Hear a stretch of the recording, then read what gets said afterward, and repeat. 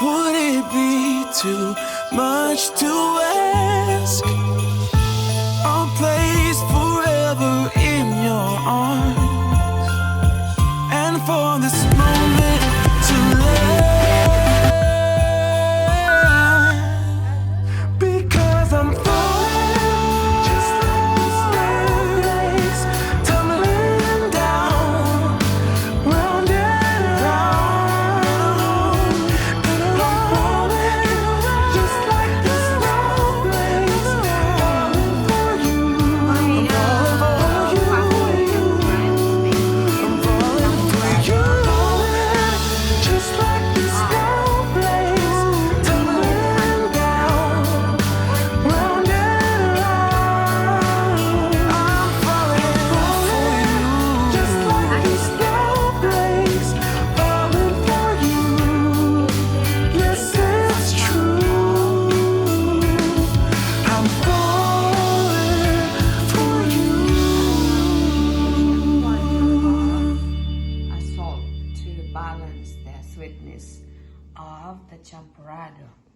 Now I'm going to show you the steps.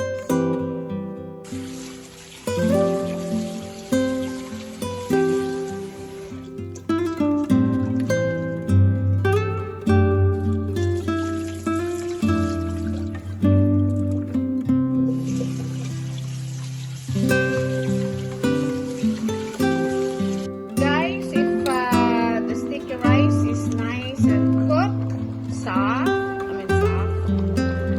then add chocolate. This one. Or any kind of chocolate. Cocoa or anything, chocolate, whatever you like. Okay, there we go. Mix it well. Put the baking condensed milk or brown sugar, whatever you have. Here we go.